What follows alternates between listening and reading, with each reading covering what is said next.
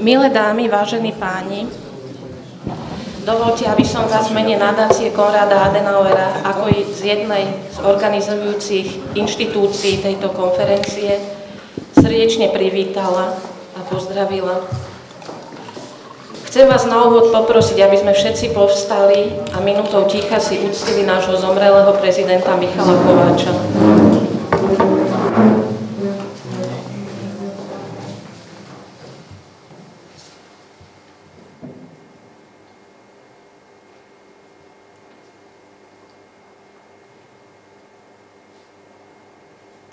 Ďakujem.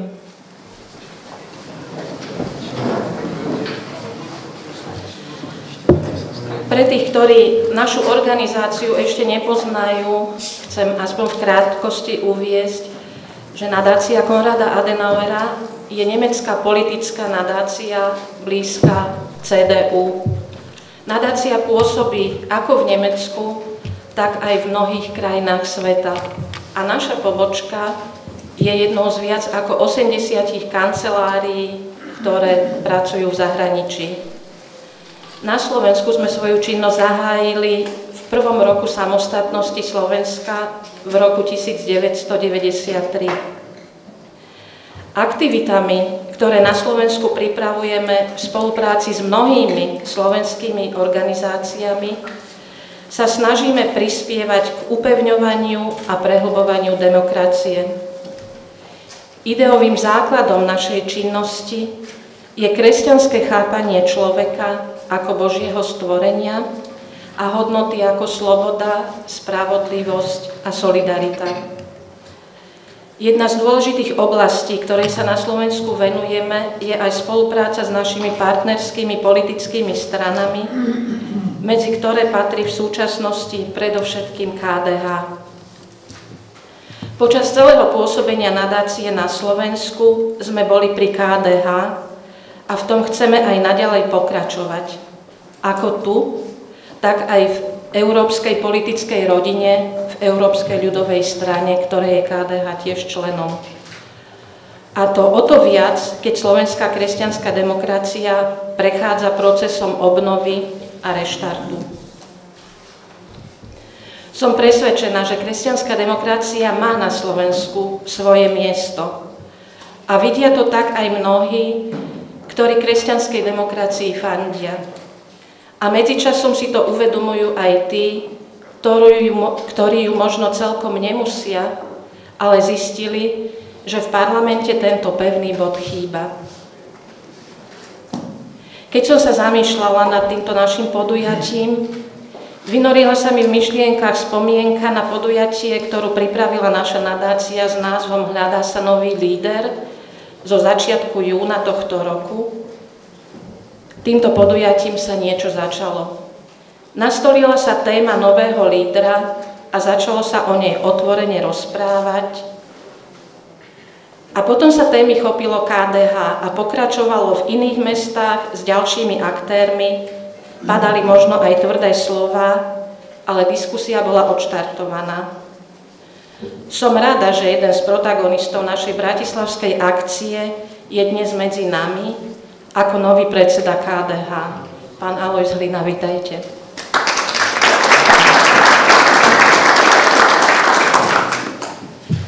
Vítam takisto aj ďalších členov predsedníctva KDH, ktorí sú medzi nami. Dnešné podujatie je po veľmi intenzívnom a pracovnom lete, ktoré ste v KDH venovali viac otázkam vnútorného fungovania strany, opäť o dialógu s vonkajším prostredím. Keď sa chcete spolu s ďalšími zamyslieť nad otázkou, ako má vyzerať moderná konzervatívna strana, ako má vyzerať moderná strana pre konzervatívneho voliča, aby bola pre neho zaujímavá a príťažlivá. Je dobré, že si KDH kladie túto otázku a pri formulovaní odpovede opäť vedie dialóg s ľuďmi z rôznych externých prostredí, ktorí rozmýšľajú podobne a snažíte sa spolu hľadať odpoveď. Niekedy rozmýšľam nad tým, prečo práve z konzervatívneho prostredia zaznievajú volania po novej ponuke, novej strane, a hlasy, že to, čo tu už máme, je tak alebo onak nedokonalé. Ale buďme realisti. Človek nič dokonalé nikdy nevytvorí. A zatiaľ, čo my budeme hľadať ten dokonalý ideál a experimentovať s novými ponukami, pretože nám tá stará a áno, často aj nedokonalá kresťanská demokracia nie je dosť dobrá, nikto a nič nám nikdy nebude možno dobré, budú tí druhí bez akýchkoľvek zábran spravovať túto krajinu na svoj obraz. Myslím si, že KDH má potenciál na to, aby bolo dobrou ponukou pre Slovensko. Musí však hľadať cestu nielen k tým, ktorých stratilo, ale predovšetkým k tým, ktorých v minulosti možno ani nehľadalo a tak samozrejme ani neoslovilo. Želám dnešnej konferencii dobrý priebeh, zaujímavú a inšpiratívnu diskusiu a kresťanskej demokracii a jej predstaviteľom, aby im vydržal ich prvotný zápal pre novú, modernú kresťanskú demokraciu a aby pre ňu dokázali nadchnúť a získať čo najviac nových nadšencov. Ďakujem za pozornosť.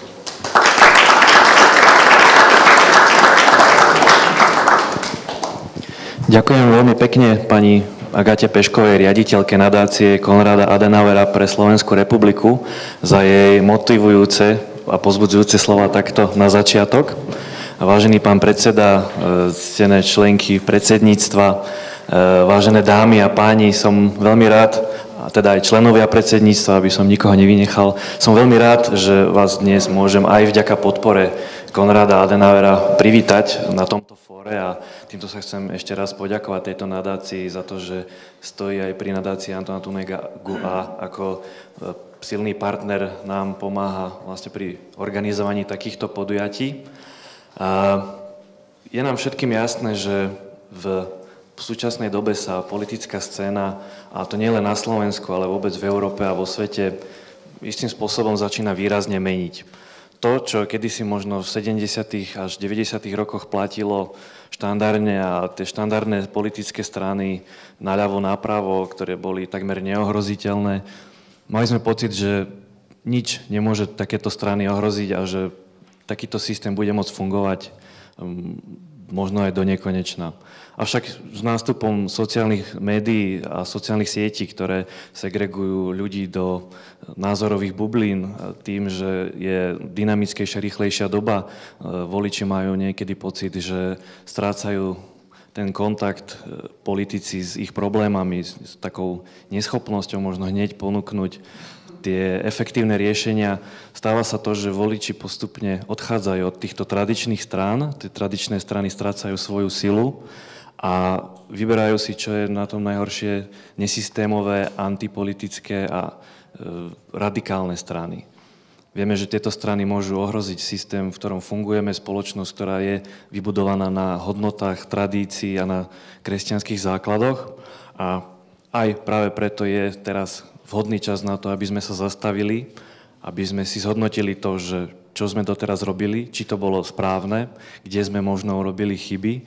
A je čas na to, aby sme sa zodpovedali otázky, ako reagovať na výzvy súčasnej doby. A aj preto som veľmi rád, že môžem dnes privítať troch veľmi hodnotných hostí práve tu v Bratislave. Všetci traja sú moji priatelia. Sú to mladí, aktívni ľudia, ktorí sa spoločensky angažujú. Dvaja priamo v tradičných politických stranách v Rakúsku a v Českej republike. A tretí sa zase profesionálne venuje už vyše 10 rokov vzdelávaniu mladých ľudí a k tomu, aby hľadali pravdu a kriticky premýšľali, čo je v dnešnej tzv. Postfaktovej dobe mimoriadne náročná, ale aj dôležitá úloha a zodpovedná. Tak dovolte, aby som ich veľmi krátko predstavil. Všetci traja účastníci to nemali k nám až tak ďaleko. Stefan Schnöll prichádza z Viedne, je to generálny sekretár Junge OVP, čo je mládežnícka organizácia pri Rakúskej ľudovej strane. Okrem toho je aj viceprezidentom mládežníckej organizácie Európskej ľudovej strany, ktorá združuje 58 mládežníckych organizácií z 39 krajín. Mimochodom KDMS je jednou zo zakladajúcich organizácií kedy v roku 1997 sa práve v Bratislave konal ustanovujúci snem a o rok mládežníci oslavujú 20. výročie založenia. Myslím, že to bude v Ríme. A môjim druhým hosťom je Petr Hladík, ktorý je takým fenoménom, pretože keď KDU-ČSL vypadlo z parlamentu a mnoho ľudí odchádzalo, on práve vstúpil do strany a svojou motiváciou a nasadením a takým zápalom naštartoval mnoho dobrých procesov práve v tejto strane. A výsledkom je aj to, že založil mládežnícku organizáciu Mladí ľudovci, stal sa a bol zvolený teda za najprv vicestarostu mestskej časti Brno Sever a momentálne už pôsobí ako viceprimátor Brna, čo je druhé najväčšie mesto v Českej republike.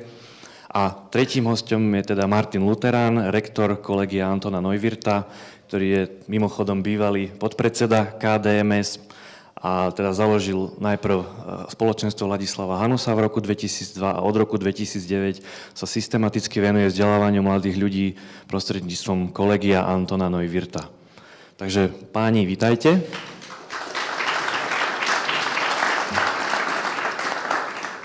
Na začiatok by som položil prvé 3 otázky ja ako moderátor a potom by som prenechal priestor aj vám ako hosťom, môžete sa na čokoľvek spýtať. Samozrejme, čo súvisí s tým, že ako by mala tá moderná, konzervatívna strana v dnešnej dobe vyzerať.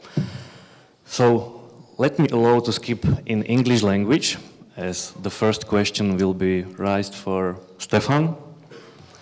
So, in Austria, nevertheless, we know that the country is governed in democratic regime for much longer than it is in Slovak or Czech Republic.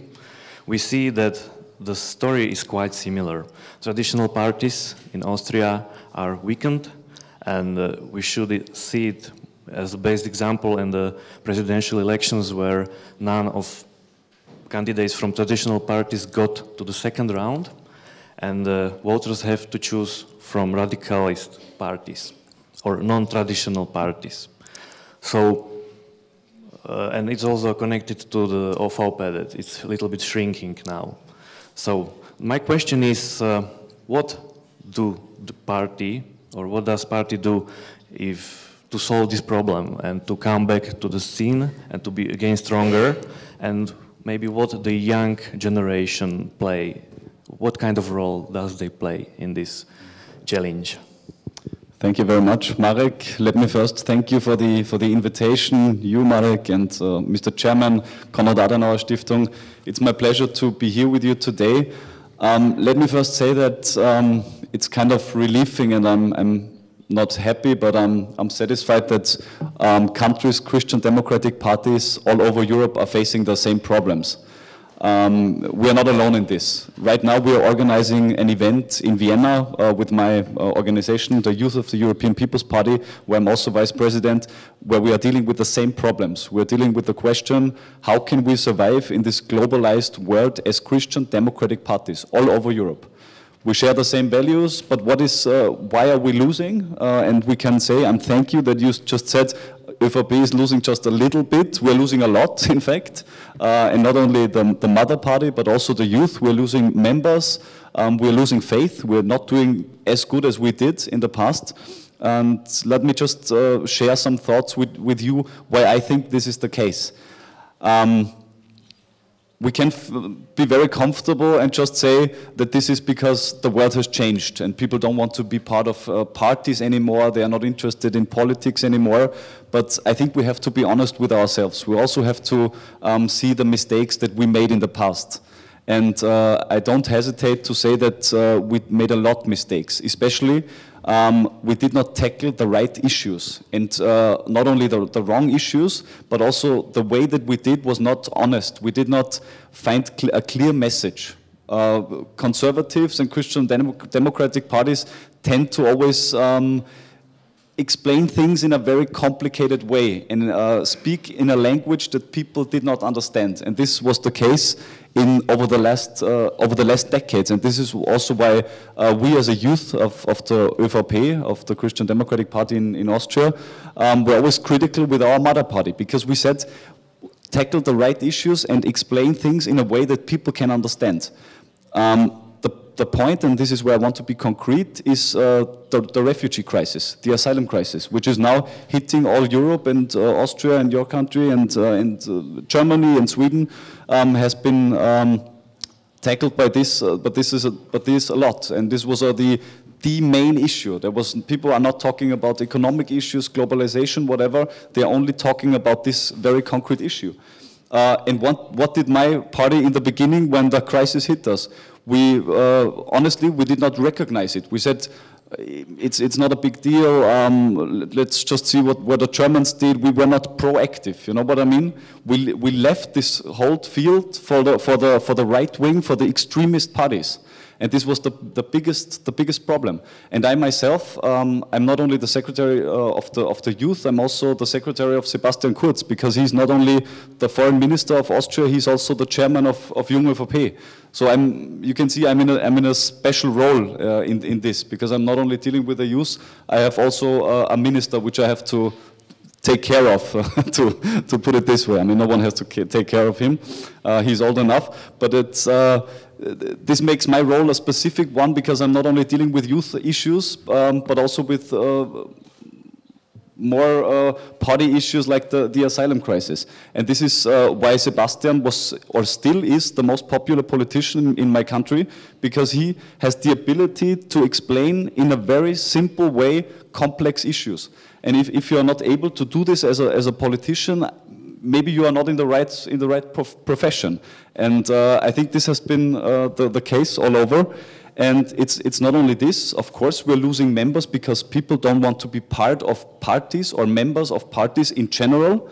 But I think when you tackle the right issues, people are willing to go a certain amount of the path together with you, and maybe leave you after this, yeah? But our party structures have to find the right answers for this. Maybe we're not having party members from the age of 16, like in my country, to the age of 80, like it has been the case in the past. Maybe we have to recognize that people will only go together with us on this path for, I don't know, 10 minutes, 1 year or 10 years, however, or how long ever this very issue is now recent, you know. And I think these are just some thoughts in the beginning which I want to share, but I'm sure we have to have some more time to tackle some others. Sure, thank you. Petr, my sme dvakrát tak radi, že si dnes medzi nami, a dôvod je ten, že zajtra máte v Čechách krajské voľby, takže verím, že tej práce je na dnes, na zajtra aj celé mesiace mnoho. Napriek tomu si sem prišiel, takže si to veľmi vážime. Moja taká otázka možno na úvod by bola v tom, že ty si teda až tak možno nevnímal tú situáciu v KDU-ČSL ešte predtým, ako teda strana vypadla z tohto parlamentu. Ten príbeh je do tohto momentu podobný s tým našim, že boli sme v parlamente, v súčasnosti nie sme. Vám sa podarila jedna skvelá vec, ktorá je teda našim hlavným cieľom, ak hovoríme o KDH, opäť sa dostať naspäť do parlamentu ako parlamentná strana, aby sme mohli ovplyvňovať dianie okolo seba. Čo boli podľa teba také kľúčové zmeny alebo kľúčové akcie, ktoré KDU-ČSL vykonalo na to, aby teda, že im to pomohlo naspäť sa dostať do parlamentu? Krásné dopoledne, dámy a pánové. Já na úvod moc děkuji tobě, Marku, nadaci za pozvání. Děkuji taky a gratuluji vašemu novému předsedovi ke zvolení. Také děkuji nadaci Konráda Adenauera za to, že podporuje KDH, křesťansko-demokratickou politiku ve Slovenské republice.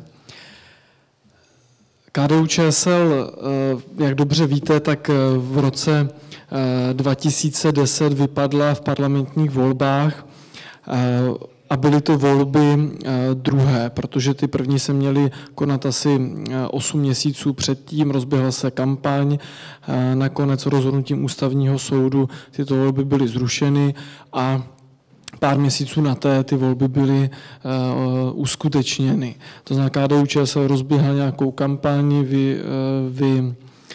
vynaložila nějaké prostředky a poté vlastně rozbíhala tu druhou kampaň. Bylo to jakási strana, já jsem tenkrát nebyl členem, ale moc dobře jsem ji sledoval, ve velmi špatné kondici. Bylo to poté, co rok předtím, v roce 2009, se část členů odtrhla, vytvořila novou stranu TOP 09 s tím, kdo to celé zrežíroval, byl tehdejší ministr financí a následně poté také ministr financí Miroslav Kalousek s tím, že do čela vytáhl této nové strany Karla Schwarzenberga. To bylo jedním z předpokladů toho neúspěchu KDU-ČSL v roce 2010, ale nebyl to jediný předpoklad neúspěchu. Těch předpokladů neúspěchu bylo mnohem více. Bylo to jakási neschopnost té strany změnit osobnosti, změnit lidi, poskytnout byť aspoň částečně obměněnou kandidátku. Byla to neschopnost strany přijít s nějakým novým konkrétním tématem. Byla to neschopnost strany zvolit takového předsedu a takové předsednictvo, které by mělo kredit, protože v té době tehdejší předseda Cyril Svoboda se soudil s katolickou charitou, což byť je právo každého z nás být v soudním sporu o nějakou majetkovou věc a to právě nezadatelné, ale je trošku nešťastné pro předsedu křesťansko-demokratické strany být v soudním sporu těsně před volbami s organizací, která má na starosti charitativní a sociální věci. Takže to byly nějaké předpoklady toho a premisy toho, proč KDU-ČSL skončila mimo poslaneckou sněmovnu. My jsme tu situaci, tak jak já ji vnímám, měli aspoň o trošičku lehčí než vy v jedné věci. Český parlament je dvoukomorový. To znamená, KDU-ČSL zůstala v té druhé komoře v Senátu, kde jsme měli senátory a měli jsme senátní klub, takže jsme mohli tvrdit, že jsme parlamentní stranou, byť samozřejmě si musíme na rovinu říci, že ta druhá komora je vnímána občany i médií v jiné úrovni, než je poslanecká sněmovna. A potom jsme měli, respektive máme kraje, u vás to jsou župy, kdy Česká republika je dělena do 13 krajů a bohu díky zase kraje v České republice jsou silnější než u vás župy. To znamená, kompetence krajů jsou silnější, je tam položena celé střední školství, zdravotnictví a celá regionální doprava, kromě dálniční sítě. To znamená, že tyto dvě úrovně a samozřejmě také množství starostů a místostarostů na jednotlivých obcích, tak vytvořili jakýsi základ toho, že ta strana se z toho nějakým způsobem dokázala zpamatovat. Nicméně tato doba byla dobou, kdy bylo takové vnitřní jakési uvolnění, kde vlastně nastalo to, že všichni straníci nějakým způsobem dali svoje pozice a funkce k dispozici a od základních organizací přes ty okresní, krajské až k celostátnímu sjezdu, tak proběhlo vlastně převolení těch stranických struktur. Byla to zároveň doba, kdy paradoxně z té strany spoustu lidí odešlo, ale také do ní poměrně dost mladých lidí přišlo. Já jsem teda toho zářným příkladem. A co se tehda podařilo, a tu paralelu tady nějakým způsobem vnímám u vás také, že bylo zvolen nový předseda, nové předsednictvo. U nás to byl náš současný předseda a současný vicepremiér vlády České republiky Pavel Bělobrádek a tehda, dneska je to jedna z nejznámějších osob v České republice, je vicepremiérem, je to naprosto viditelná persona v české politické a společenském životě. Tehdy to byl člověk, který byl krajským manažerem, to znamená, byl na úrovni zaměstnance strany, krajským manažerem a zastupitelem v okresním městě Náchodě. To znamená, to byl obrovský risk, obrovské jakési vnitřní pnutí a předtím byla taková velké debaty, byla taková obrovská roadshow po celé České republice, která předcházela té volbě jako takové. Z dnešního úhlu pohledu můžeme říct, že ta volba byla správná, že byla dobrá. KDU-ČSL od nástupu Pavla Bělobrádka v roce 2011, tak každé volby, které jsme od té doby proběhly, tak ta strana získá lepší volební výsledek než v těch předchozích volbách. Srovnává je s tou danou úrovní voleb, to znamená komunální, krajské, senátní nebo parlamentní volby. To znamená, v každých těchto volbách v porovnání s předchozími dané úrovně jsme získali vyšší procenta a vyšší počet mandátů. A právě tento víkend stojíme před dalším krokem a to jsou ty krajské volby, které nás teďka čekají a kdy máme ten předpoklad a pevně věříme, že opět v těchto volbách posílíme a že se staneme že budeme mít ještě silnější zastoupení v těch jednotlivých krajích. Co k tomu, čeho jsme tímto dosáhli, a já tady možná vlastně lehce zareaguju na kolegu. On možná, když jsem přemýšlel o tom, o čem jsme hovořili před pár minutami, tak možná v České republice jsme o trošku napřed než ve zbytku Evropy. Protože Česká republika zažila poměrně dlouhé 4leté období jakési opoziční smlouvy, kdy ty dvě nejsilnější strany, sociální demokraté a liberálně pravicová ODS v té době se spojili formou opoziční smlouvy, to znamená nevládli spolu, ale vládli jakýmsi způsobem dohromady, aspoň v tom rozložení moci přes levicovou vládu, pravicovou vládu až k nástupu vlády, jak na té nejvyšší celostátní úrovni, tak po komunálních volbách před 2 lety, kdy mnohem větší zastoupení v té exekutivní formě, nejenom v tom zastoupení, v tom zastupitelském sboru, získávají strany, které jsou antisystémové, strany, které jsou účelově postaveny k nějakému tématu. A teď v podstatě sledujeme to, co to vytváří v té společnosti, co to vytváří na těch jednotlivých municipalitách a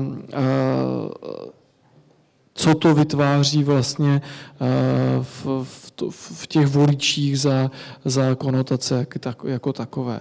Česká republika má teď 3letou zkušenost s vládou hnutí, nebo kdy je ve vládě hnutí, které je postaveno naprosto jiným způsobem, než je jakákoliv jiná tradiční strana.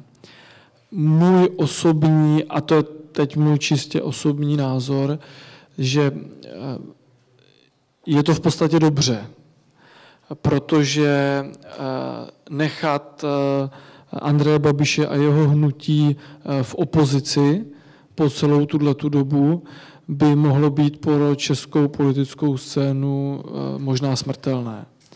Tím, že se vytvořila vláda sociálních demokratů, křesťanských demokratů a hnutí ANO, tak přineslo asi ve výsledku možná nejstabilnější vládní kabinet v České republice za celou tu vládní dobu, pokud tedy možná nepočítáme ty období Václava Klause na počátku 90. let. A zároveň KDU-ČSL, křesťanská demokracie v této vládě, tak posiluje. Získáváme voličský potenciál. Je to dáno tím, že samozřejmě nebyl žádný korupční nebo nějaký skandál na jedné úrovni. Na druhé úrovni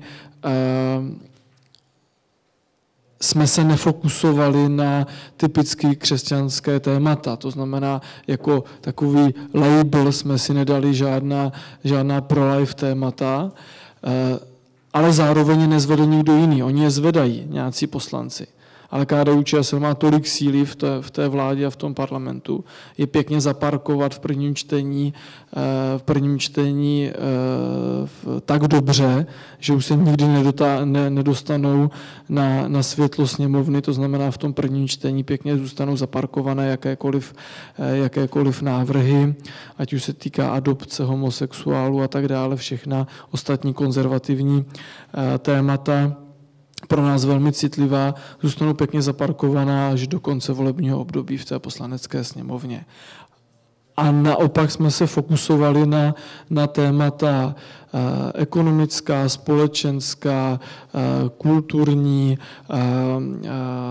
případně témata, která vlastně naší straně velmi sluší, protože to téma je věda, výzkum, inovace, kterou reprezentuje vlastně náš vicepremiér, a to konzervativní a tento heslo, které používá Pavel Bělobrádek, že my jsme strana hodnotová, strana moderní, a to strana moderní už 2000 let, tak vlastně jakýmsi způsobem aspoň u části těchto voličů rezonuje. Já se Markovi omlouvám, že jsem to vzal trošku ze široka, ale tak jsem si nějak chtěl připravit to pole, abych to trochu lépe ozřejmil. Tak ja ďakujem za tvoje slova. O tomto by mohol byť aj samostatný seminár, takže stále máme veľmi dobrý čas, takže ďakujem za inšpiratívne slova. Možno len doplním, že aj mládežníci zohrali v tomto veľkú rolu, napríklad aj minister poľnohospodárstva Jurečka je vlastne členom Mladých lidovcov a bol jeden zo zakladajúcich členov. Je tomu tak, my jsme mládežnickou organizaci měli, ale jakýmsi způsobem trošku neaktivní, zkostnatělou a příliš fokusovanou a ty to řeknu otevřeně, na pro-life témata. Pro-life témata jsou dobrá, ale jak už jsem zmínil, aspoň z mého pohledu ne jako vývěsný štít křesťansko-demokratické strany, protože pak se fokusujeme jenom na ty 4% nebo 5% křesťanů, které v České republice opravdu jsou praktikujícími křesťany. Víc jich fakt nemáme. My jsme založili v roce 2012, právě před 4 roky, právě v souvislosti s krajskými volbami, před 4 roky novou mládežnickou organizaci Mladí lidovci. Já se pamatuju do dneška, jak jsme to tam kutili u nás v obyváku, v tom malém bytě 1+1, kde jsme tenkrát s ženou žili. A já jsem tomu v podstatě nedával moc šanci. Já jsem říkal, borci, to prostě to jako nemá smysl, nemůže to vyjít. Ale pak mě ta myšlenka velmi nadchla a my jsme opravdu postavili a vystavili novou mládežnickou organizaci s názvem Mladí lidovci.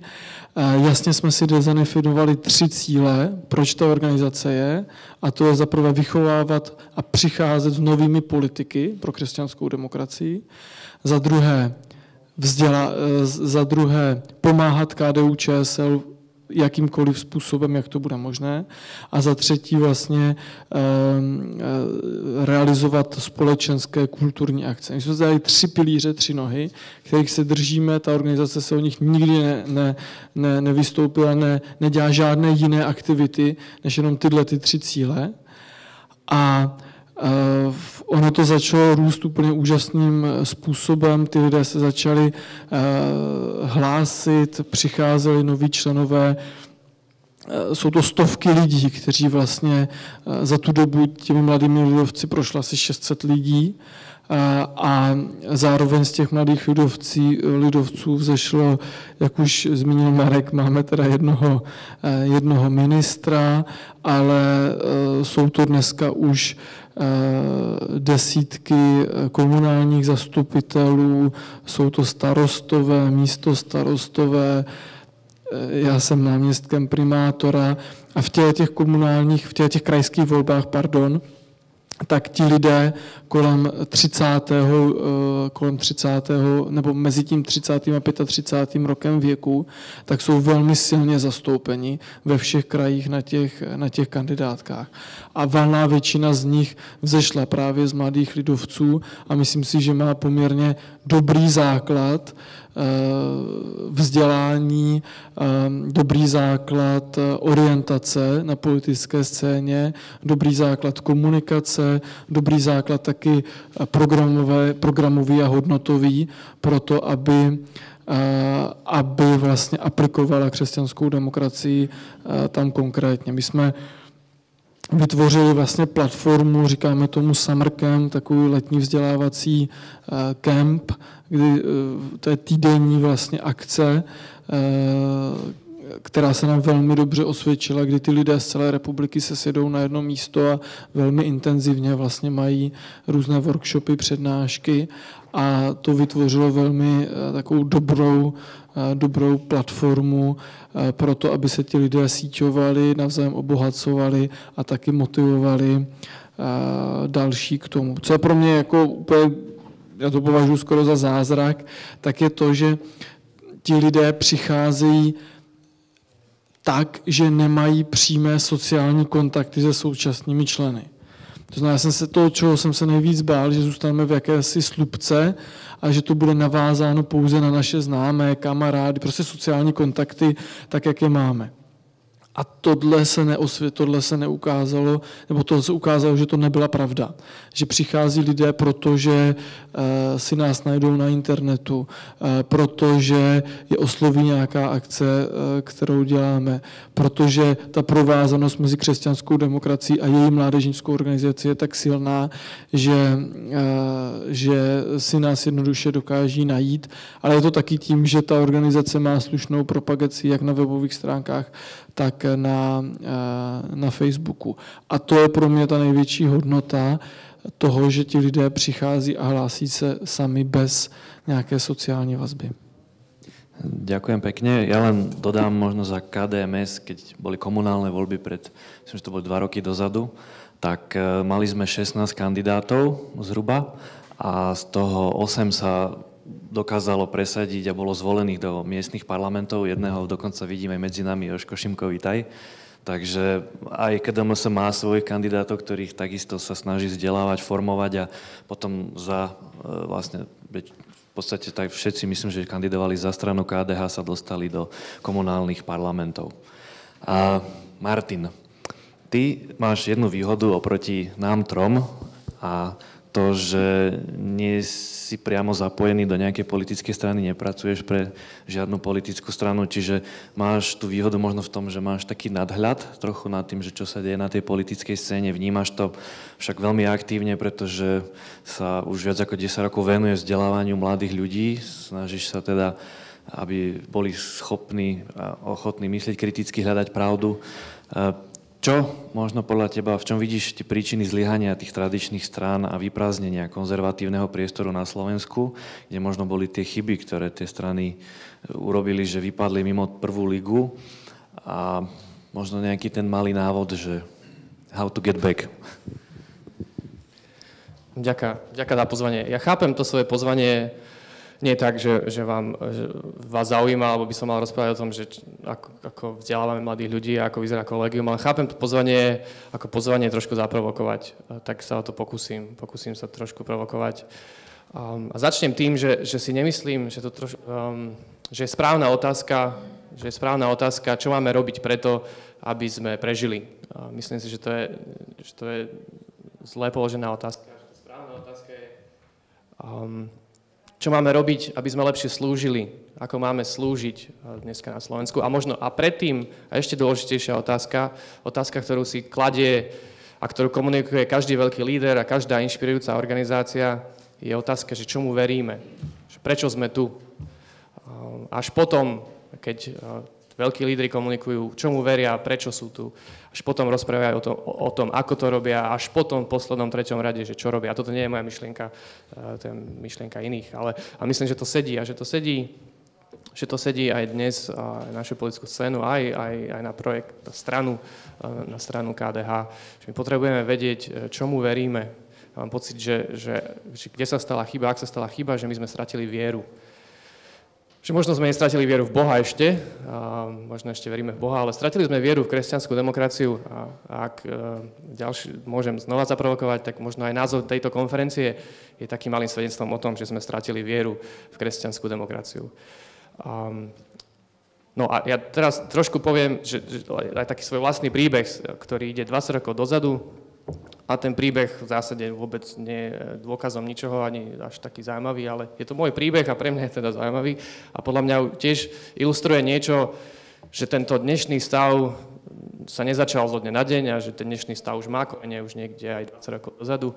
Ja pred tými 20 rokmi som bol mladý človek, ktorý veľmi túžil zmeniť svet, ako podľa mňa väčšina mladých ľudí, ešte aj stále aj dnes, túžia, majú energiu a túžbu zmeniť svet okolo seba.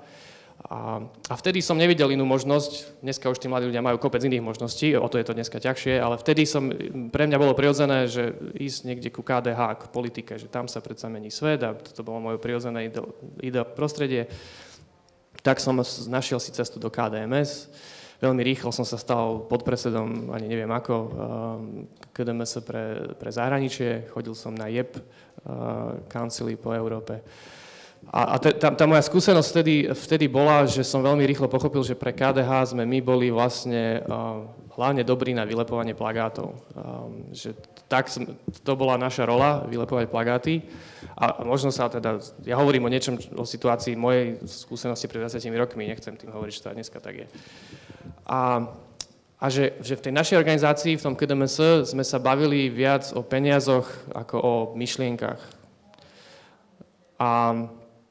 A jediné svetlo v tej tme, také veľké svetlo v tej tme, a dôvod, prečo si stále to považujem za veľký dar, že som tam vtedy bol, že som bol Anton Neuwirth.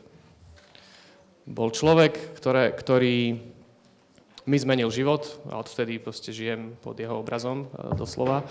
A bol človek, ktorý mal víziu a vo všetkej svojej komunikácii o nej rozprával. A rozprával s nadšením, presvedčivo a dôsledne. Mal človek, ktorý horel a žil životom, ktorý inšpiroval. Človek, ktorý k nám pristupoval, k nám, k mladým ľuďom, ako keby ako k ľudským osobám s veľkou a obrovskou dôstojnosťou. Všetci, čo ste ho poznali, máte tú skúsenosť, poznáte tú skúsenosť, že on pristupoval k človeku tak, že na ňom záleží. Že to bola šokujúca nová skúsenosť, ktorá vlastne mňa potom neskôr viedla k tomu, že som odišiel z KDMS. Aj celé to prostredie okolo mňa, mnohých priateľov, ktorí sme vtedy boli aktívni, všetci postupne podchádzali. A založil som vzdelávaciu organizáciu Spoločenstvo Ladislava Hanusa a teda neskôr Collegium Antona Neuwirtha. A v nejakom zmysle ten človek, ten líder Anton Neuwirth je podľa mňa je obrazom toho, ako krásnou ilustráciou toho, ako by to malo vyzerať. Ako by mal vyzerať líder, ako by mala vyzerať aj strana kresťansko-demokratická. Človek, ktorý má víziu, ktorý má odvahu pre tú víziu položiť aj život a ktorý dokáže inšpirovať ostatných ľudí, aby tú víziu nasledovali a robí to spôsobom, ktorý pomáha tým ľuďom, ktorí idú za ním rásť. A pre takéhoto človeka sú aj mladí ľudia schopní sa nadchnúť, schopní položiť svoj život, svoju energiu do toho projektu. A ja som je maličkým príkladom toho, že som hrdý na to, že môžem žiť v tieni Antona Neuwirtha. A keď už akože spomínam, tak som doniesol som aj jeho knihu, nemohol som to neurobiť. A myslím, že Anton Neuwirth je doteraz čestným predsedom KDH, ak sa nemýlim. A preto si zaslúži, aby bol citovaný dneska tu na tejto konferencii. A myslím, že v tento citát, ktorý on hovorí ako odpoveď na otázku, že čo je dnes pre Slovensko najdôležitejšie, je stále aktuálny a stále aktuálny aj pre Slovensko a možno aktuálny aj pre KDH. A Neuwirth hovorí, že Slovensku chýba vízia. Vízia osobného, rodinného, národného i štátneho života. Doteraz sme nevytvorili našu víziu, náš cieľ, zmysel našej štátnosti. A prečo je to dôležité? Lebo bez zmyslu každá námaha, každé utrpenie vedie k pocitu nešťastia, hoci zmyslom človeka je, aby bol šťastný. Hľadanie pravdy, hľadanie zmyslu nám umožňuje prekonať každé trápenie, každé utrpenie, aj tie najkritickejšie momenty. Predpokladom nájdenia zmyslu je však lojálny postoj k pravde. Koniec citátu. Čiže podľa mňa aj tu v tom, to moje hlavné posolstvo z mojej skúsenosti s mladými ľuďmi, podľa mňa mladí ľudia sú schopní sa nadchnúť, sú schopní dať hrozne veľa energie, času a seba samého vložiť do niečoho, čo ich presahuje, čomu veria, pretože vidia víziu, ktorá je veľká, odvážna, tvorivá, zaujímavá a vedia, že tú víziu nosia ľudia, ktorí jej veria a žijú pre ňu. A do takýchto vízií sú aj dnešní mladí ľudia ochotní sa zapojiť a pre ne niečo robiť. A myslím si, že že toto je tá otázka. Tá otázka je pre KDH dnes, že čo je to, čomu veríme, čo je tá vízia, pre ktorú chceme žiť. Toľko na úvod. Ďakujem pekne za vlastne názor a teda aj citát zaujímavý. Ja som bol teda tiež predsedom KDMS v rokoch 2013 až 2015. Mládežnícke organizácie vždy majú aj jednu tú slabú stránku, že je tam obrovská fluktuácia tých mladých ľudí a častokrát, ako náhle sa jedni niečo naučia, už sú buď starí, alebo prídu iné záujmy, odídu, opäť prídu ďalší mladí ľudia, mnohokrát sa nestihnú ani tie skúsenosti tak kvalitným spôsobom predať, ako by sme chceli a častokrát sme aj konfrontovaní s ďalšími záujmovými skupinami mladých ľudí, ktorí niektorí chcú pomôcť, niektorí chcú možno len sa zviesť na nejakých výhodách, iní zase sú tam z rôznych príčin a navyše tá fluktuácia, ako je rýchla. Čiže tie mládežnícke organizácie častokrát sú niekedy možno príťažou tej strane, niekedy sa snažia pomôcť. Ja som zažil aj mnoho tých dobrých skúseností. Samozrejme, vždy to veľa závisí aj od vedenia tej strany, aký priestor ponúkne tým mládežníckym organizáciám na spoluprácu.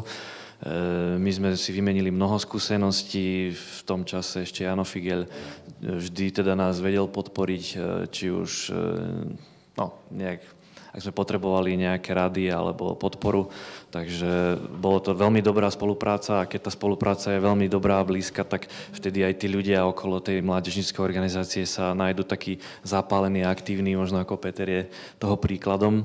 Ja si pamätám aj tú vetu, ktorú si povedal na našom sneme pred rokom a pol a snažím sa ňou tak inšpirovať, že jedine zapálený môže zapaľovať. Čiže pokiaľ nebude v tom človeku, v tej mládežníckej organizácii alebo niekde inde tá chuť a to presvedčenie vnútorné, čo vlastne potvrdzuje aj Martin, že mám nejakú víziu a som ochotný pre to urobiť všetko, tak naozaj bez toho jednoducho tá organizácia nebude živá, nebude raz a postupne upadne.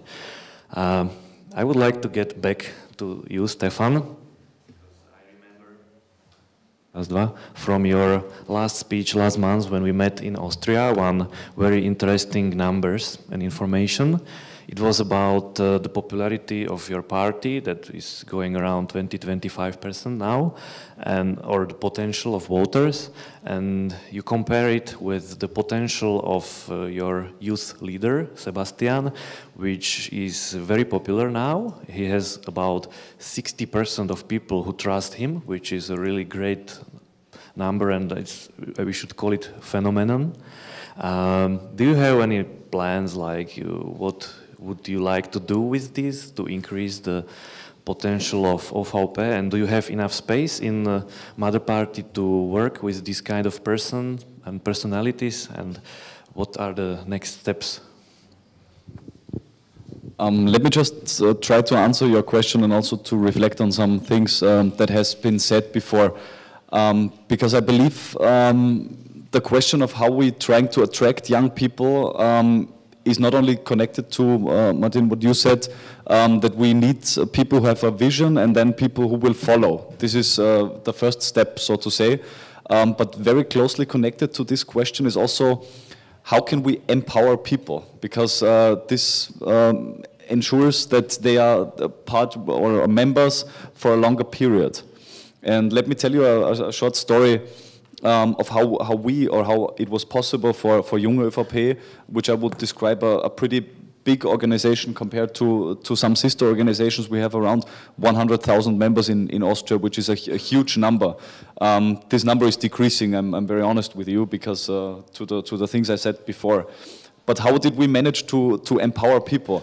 I remember the first thing when Sebastian Kurz became chairman of the Vienna branch. Not the federal minister, the federal chairman of Junge ÖVP, but of the Vienna branch. And our first campaign was to introduce a 24/7 subway in Vienna. Because we saw that youngsters, they tend to do party in the weekends, and how do they go home? By taxi or by foot. It's very, very dangerous, especially for women. The most comfortable and cheapest way would be if the subway would go 24 hours. So they can use it when they come home very late, which is not very good for their parents, but still. So we campaigned for this because we saw there was a lack, and we saw that we could make a change in every youngster's life. And we campaigned for this, and in the end, the mayor of Vienna, a social democrat, we convinced him that this is a good thing, and in the end it was reality. And you could literally see that everyone who was involved in this campaign back then had the feeling that they can, in politics, you can really make a change for everyone. And when I think back, it was maybe not the big vision or the role models that we follow. It was the feeling, and this core team who was surrounding Sebastian back then is still the same team. In the cabinet, in the foreign ministry, in our youth organization. Sebastian is now also president of the Political Academy, the pendant of Konrad Adenauer Stiftung in Germany. But the core team is still the same. It's the people that campaigned for this thing, for the 24/7 subway. And this is what we are trying to do also as a youth organization.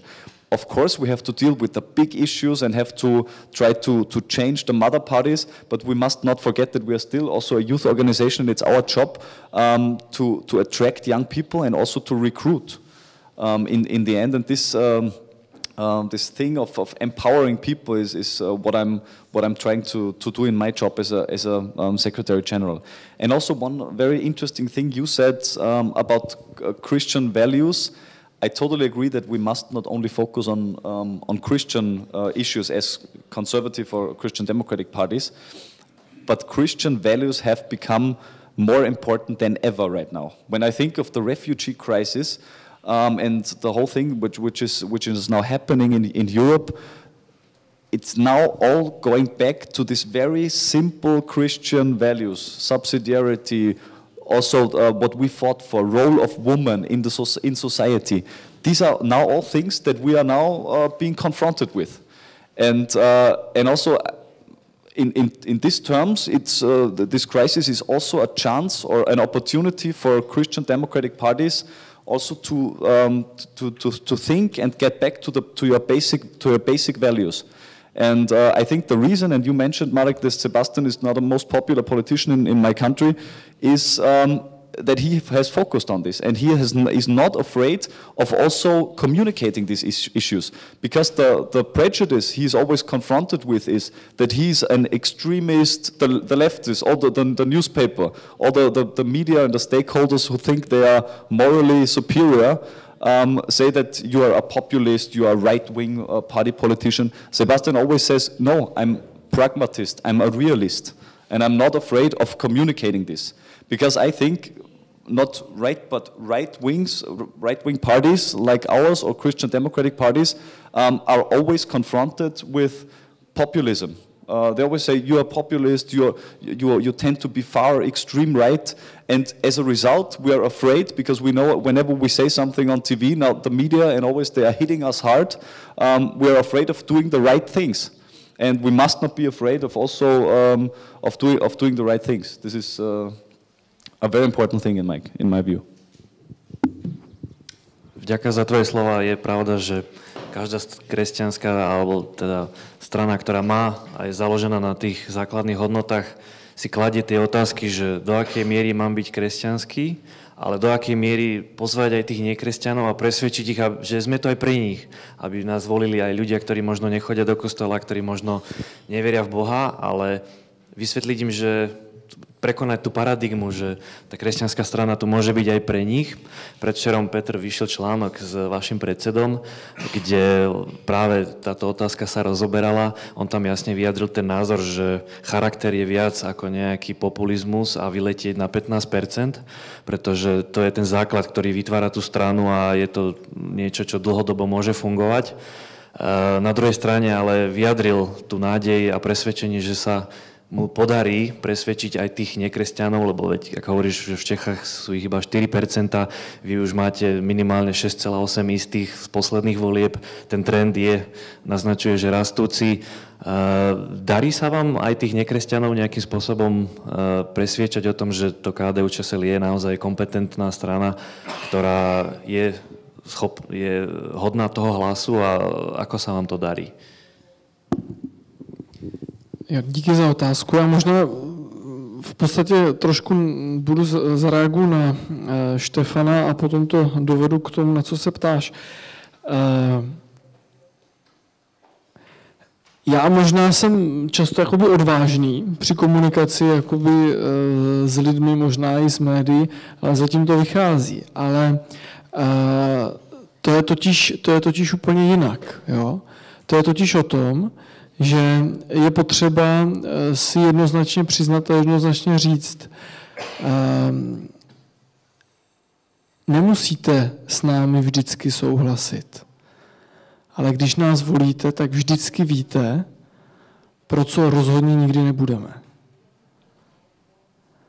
A teď je otázka, jestli, a jako říkejme to otevřeně tomu voliči, že naše strany jsou a budou vždycky působit od do v tomhletom pomezí. My máme jasné hranice, přes které nikdy nepůjdeme. Je pro nás naprosto jasná hodnota života, je pro nás jasná hodnota solidarity, subsidiarity, ale my taky jasně říkáme, že každý by se měl postarat primárně sám o sebe, a až když se nemůže postarat sám o sebe, pak má nastupovat společnost, má nastupovat stát, municipalita, aby mu pomohla.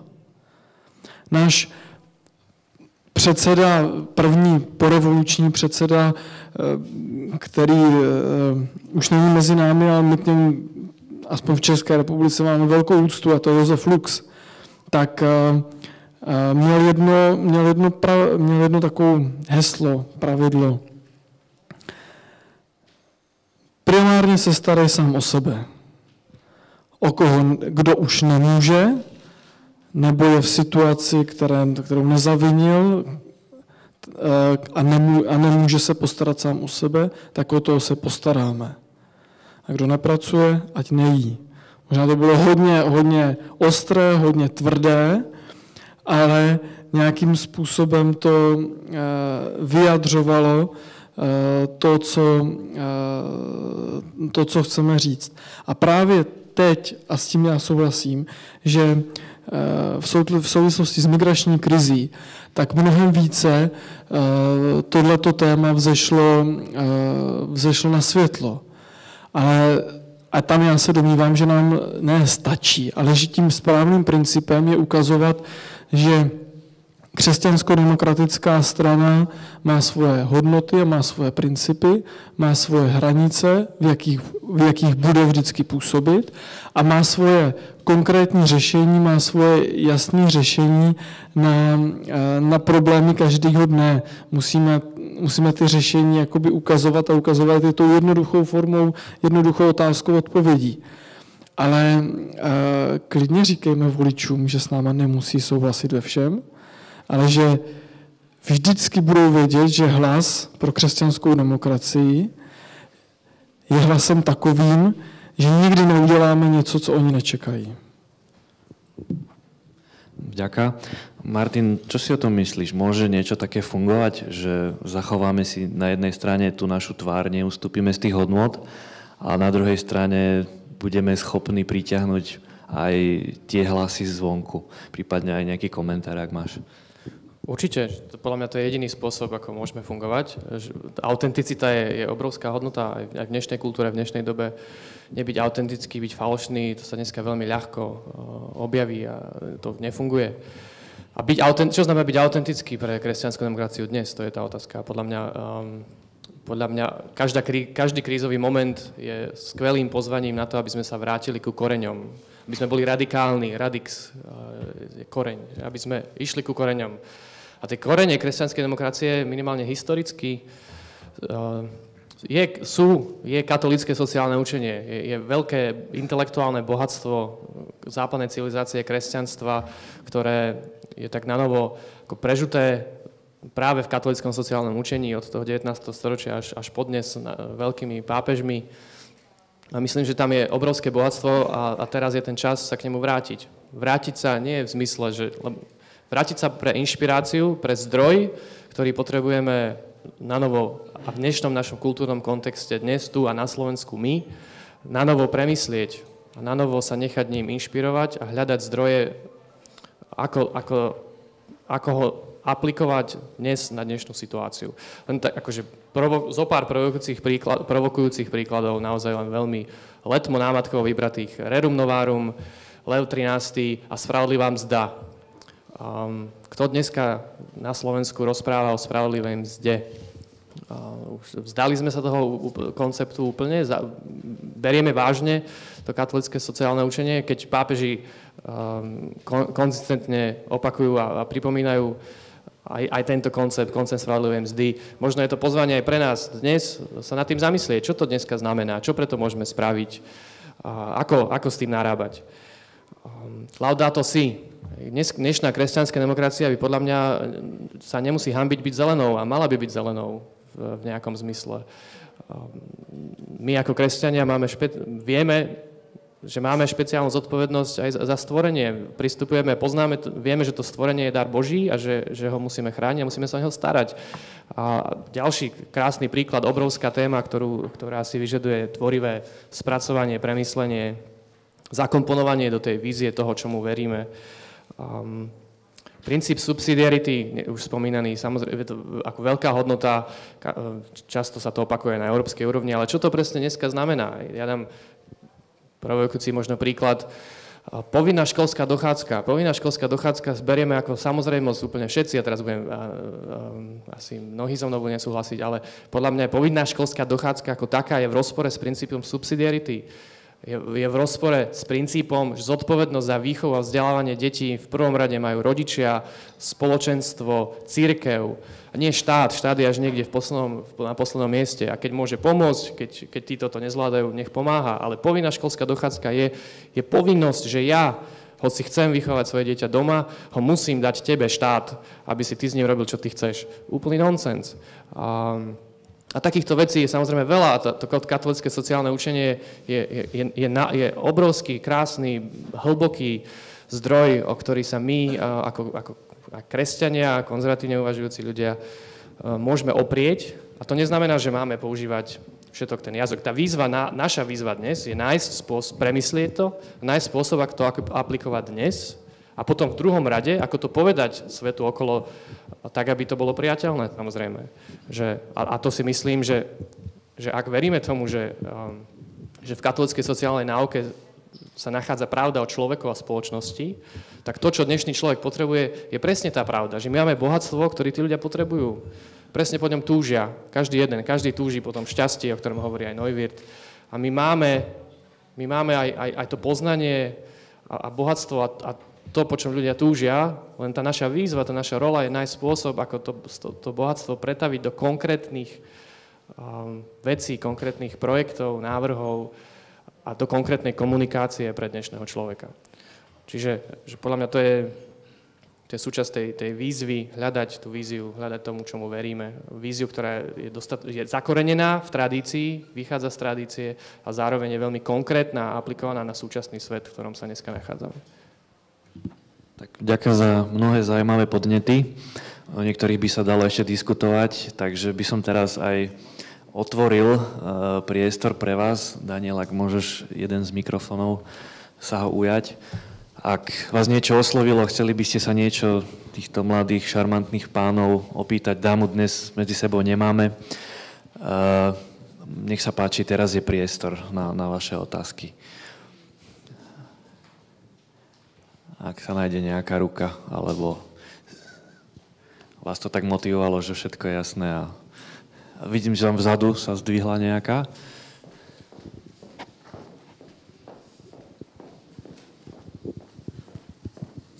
Dobrý deň, prajem, Martin Babík. Ja by som sa chcel spýtať práve pána Luterána, pretože my v KDH prežívame to, či viac hovoriť o tom čisto kresťanskom alebo konzervatívnom.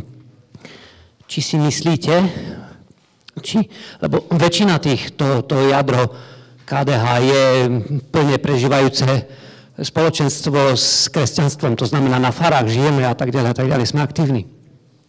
Myslíte si, že je tak potrebné hovoriť navonok o tom kresťanstve? Nie je lepšie ten náš názor s tou našou solou rozpustiť do tej veľkej polievky, ktorá tvorí celé ľudské spoločenstvo? Pretože týmito názormi, ktoré dneska aj od vás častejšie počujeme, tak sme sa trošku vyosili v politickom spektre Slovenska. A myslím si, že nám to skôr uškodilo. Možno, že samozrejme sa to mohli aj nešťastné vyjadrenia v minulosti našich predstaviteľov, ale ja som trošku viac za ten konzervatizmus v presadovaní, ako samozrejme ten náš konzervatizmus vychádza z našich kresťanských hodnôt. Ja som nehovoril a nechcem hovoriť o marketingových stratégiách a o tom, ako sa má komunikovať navonok. Ja hovorím o tom, že z čoho máme vychádzať. A všetky tie témy, ktoré som aj spomenul, na nich nič nie je kresťanské v nejakom špecifickom kresťanskom zmysle. Rozprávať o ochrane prírody, rozprávať o školstve a o tom, ako to školstvo vyzerá, o povinnej školskej dochádzke, na tom nie je nič špecificky kresťanské. Ja s vami súhlasím, že asi žijeme v dobe, kedy treba si dobre zvážiť a premyslieť tú marketingovú stratégiu a ten spôsob, akým oslovujeme voliča, a že či asi nie je prvá vec, ktorú musíme vždycky o sebe komunikovať, že ja som kresťan, že to je asi aj taká hlúposť. No proste však tá naša túžba, to, čo nás motivuje, že chceme slúžiť ľuďom, chceme pomôcť ľuďom, chceme im pomôcť dať to, čo im chýba. Ale že to u nás, že to chápanie človeka vychádza z kresťanstva a chápanie spoločnosti z kresťanskej sociálnej náuky. Ak je to o nás pravda, tak asi by sme sa nemali za to ani hanbiť. Ale to neznamená, že to budeme teraz každému obíjať o hlavu. Ja súhlasím s vami, že tie spojenectvá, že kresťanská politika by nemala byť pre kresťanov. Kresťanská politika je pre všetkých. A pre všetkých dobrá. Pretože hľadá skutočné spoločné dobro. Hľadá to, po čom všetci ľudia túžia. Takže ja si myslím, že s vami súhlasím, ale možno sa mýlim. Pán Géze a potom zadu. Dobrý deň. No, konzervatívnu stranu by mali tvoriť konzervatívni politici. Chcem sa spýtať, že ako by mal vyzerať taký konzervatívny politik? Či existuje nejaký kódex konzervatívneho politika? A potom je potrebné mať aj konzervatívnych voličov. A chcem sa spýtať, že ako by sa dali voliči skonzervatívňovať? Ďakujem. Vidím už viac rúk hore, tak možno by sme mohli spojiť otázky, ak si ich zapamätáte. Tak ešte na tejto strane vzadu. Praktickú otázku na Štefana Schnölla z Rakúska. Onedlho budú v Rakúsku prezidentské voľby. EVP tam nemá kandidáta. Aké stanovisko je teraz EVP, alebo čo odporúči pre voličov, aký majú zaujať postoj? Ďakujeme za zaujímavú otázku. Ešte jednu ruku som videl tam.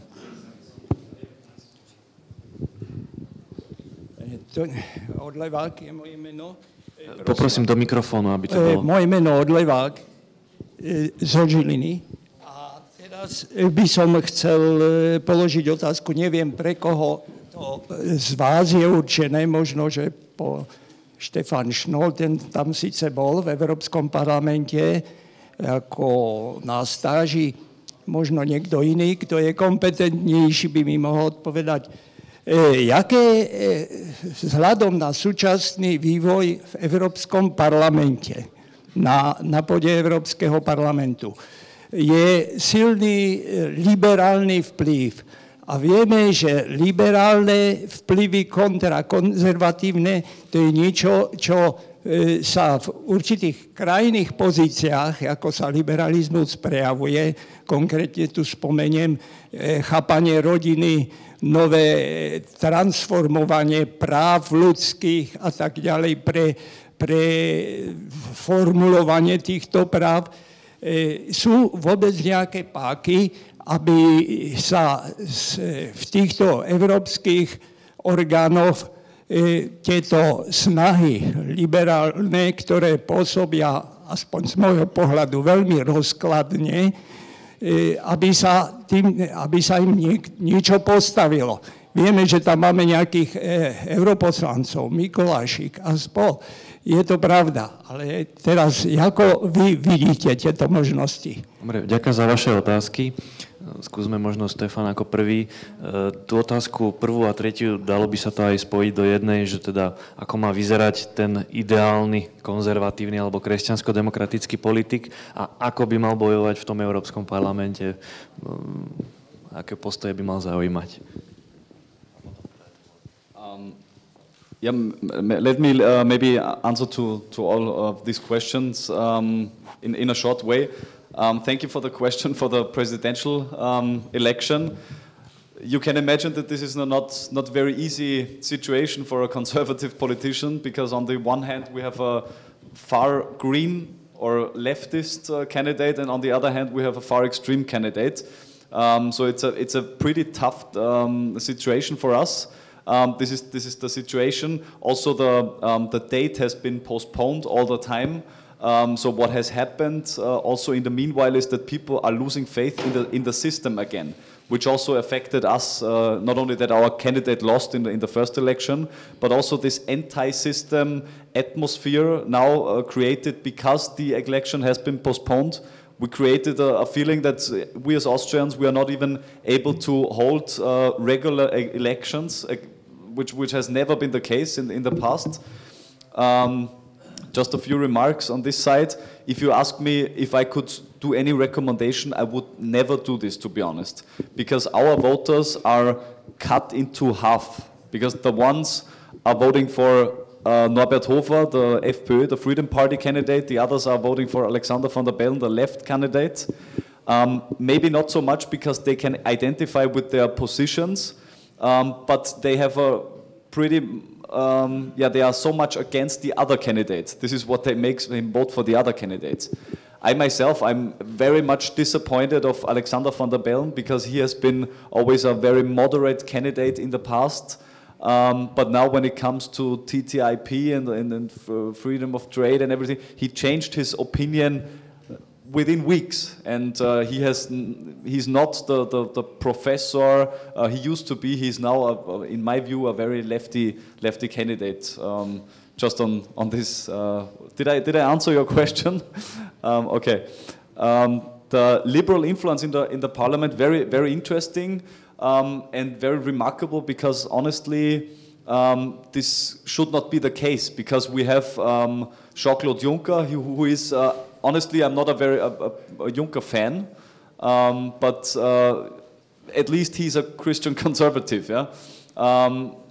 I can see some of these tendencies, but the thing that I would criticize more is, and this is especially the role of the Commission to try to regulate everything. But this has been better in the past. If we look at the numbers, the proposals, and this is the competence of the Commission, the proposals are decreasing. they're not willing now to regulate everything. And this was happening in the past, and especially it was happening when Europe could not provide answers for the big questions and for the big problems, like the refugee crisis, like the debt crisis and everything. So I agree, but honestly, if I look at the majorities in the parliament, I cannot. This does not reflect a liberal view. The first question, I'm not right whether I got this this question right. Was it how can we also create conservative voters? I believe that we have lots of conservative voters. We have. But we did not approach them. This is what I tried to answer in my first statement. I believe with our values that we share, subsidiarity, solidarity. You mentioned protecting nature and everything. I feel that we have the right answers, but we did not pronounce them right, and to some extent we also underestimated certain developments. This is like we underestimated the refugee crisis as Christian conservatives. Not in total, but at least in Central Europe. We did not care about the refugee crisis 2 years ago when Italia was hit and Lampedusa and everything was happening, because it did not affect us as Austrians. But now once the refugees crossed the border and we had 100,000 in the last year, now all of a sudden we start to think, and we are not very credible if we do underestimate such a big crisis. And also, I have the feeling that we are also underestimated digitalization and the economic and technical development which is happening all over the world and which is not happening in Europe, because all the big inventions like Google, Uber, Facebook, these are all happening not here in Europe. And this is if we do not find the right answers, and as Europe being able to compete, and competitiveness is one of the key issues to be economically successful. I think this is what our generation, the youngsters, will pay the most for. I'm not talking about migration, also very big issue, but this, if we're not trying to find the right answers for digitalization and technical development, and educate our people in a right way so that they may be the big inventors in the futures. And also our school system is not finding the right answers. So we need to find the right answers, and this pretty quickly. Peter? Já možná jenom krátce k té první otázce. Já si myslím, že konzervativních voličů i v České republice, i ve Slovenské republice je spoustu. Ale volič o tom takto nepřemýšlí, podle mě. Volič přemýšlí o tom, co ta konkrétní strana dělá, co nabízí, co přesně udělala, a volí podle toho. A my jako politici musíme umět najít řešení, které je křesťansko-demokratické, konzervativní, a přetavit to v konkrétní akci, v konkrétním čase. Já jenom pro příklad, a teď se omlouvám, protože neznám přesně detailní situaci ve Slovensku, jak vy to máte nastavené. A za poslední 3 roky, co my jsme ve vládě, tak co se týká vzdělávání, my jsme zavedli možnost domácího vzdělávání teď už i na 2. stupni, i na mateřské škole. Tak to je konkrétní věc. Druhá věc je, my jsme vlastně pravidelně zvedáme slevu na poplatníka za každé dítě, tak, aby dosáhla slevu na poplatníka na daní dospělého člověka. To znamená ve výsledku pro pracující rodiče, kteří mají s průměrným platem, kteří má 3 a více dětí, tak de facto nebude platit daně, nebo už dneska neplatí daně. Všechny ty peníze mu zůstanou v peněžence. My jsme vypracovali úpravu důchodového systému, který je založený na tom, že část odvodů vašich dětí z jeho daní, tak půjde na vaše daně, na vaše důchody, pardon. To znamená, je tam ta spravedlivost o tom, když vaše děti budou úspěšní v životě a budou mít poměrně slušný příjem, tak část jejich daní, jejich odvodů jde na vaše důchody. Ano, a tady to říkáme úplně otevřeně. OK, pokud jste single, nebo pokud jste bez dětí, my samozřejmě víme, že část lidí nemůže mít děti a možná je to hodně trápí. Ale pro část lidí je to jejich rozhodnutí, jejich svobodné rozhodnutí. Tak OK, tak vy nevydáte poměrně velké množství peněz za výchovu, vzdělání, ošacení stravu vašich dětí. OK, pak si na to důchodové spoření naspořte v průběhu vašeho aktivního pracovního života, tak, abyste měli dostatek prostředků pro váš seniorní věk. A na tom je postavena naše důchodová reforma, jako KDU-ČSL. My nikomu neříkáme, že je to postavené na čem konkrétním je to postavené, ale ukazujeme ten princip, kterým jdeme, a buď to osloví ty voliče, nebo neosloví. A to samé my jsme, protože máme ministerstvo zemědělství a naše ministerstvo pro místní rozvoj v tomto nikdy nic neudělalo za 25 let, tak náš ministr zemědělství vypsal obrovské množství dotací, které směřuje na regionální rozvoj, ale které mělo za účelem, každá vesnice, každá obec si mohla požádat a opravit kapličky, boží muka, veřejná prostranství, nějaké kříže, prostě všechny věci, ale jenom tak, že ty lidi se dají dohromady a zapojí se do toho. A najednou ty lidé si uvědomovali, co mají v polích, že k tím vedly staré cesty a tak dále. Ten projekt strašně dobře zafungoval. A nikomu jsme nemuseli vyprávět o tom, že to je politika postavená na našich hodnotách. Já se domnívám, že ty lidé to sami pochopili a že buď to s tímhletím souzní a nějak to projeví, a nebo s tímhletím nesouhlasí, ale pak asi těžko mohou souhlasit s nějakými dalšími kroky. Takže tady jenom jsem se snažil ukázat na pár praktických příkladech, jak se snažíme přetavovat vlastně křesťansko-demokratickou konzervativní politiku do konkrétních činností.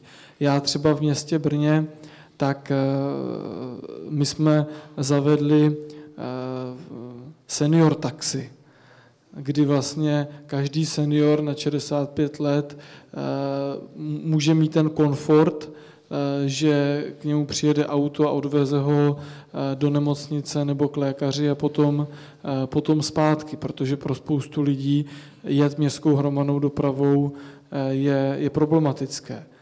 Na druhou stranu podporujeme jako nové formy zaměstnávání a my jako municipalita jdeme příkladem, ať už na úřadech nebo v městských firmách. Podporujeme částečné úvazky, flexibilní formy práce a toto se vlastně snažíme a uvádíme v život. A nemusím tím nutně říkat každému, že to je naše prorodinná politika. Ona je prorodinná, ta politika. Ale je to nějaký pro rodinnou politiku, když někomu řeknu, tak si zatím tak mě ten člověk řekne, pro rodinná politika je co, že chceš, aby jsme měli víc dětí? Já říkám, ne, pro rodinná politika je, a můžu potom ukázat přesně ty kroky, které my jsme prosadili a my jsme udělali, ať už pro seniory nebo pro zaměstnané rodiče malých dětí. Ďakujem pekne, Martin. Ak by chcel možno ešte prípadne... Dobre, takže Martin nechal priestor ešte na nejaké ďalšie otázky.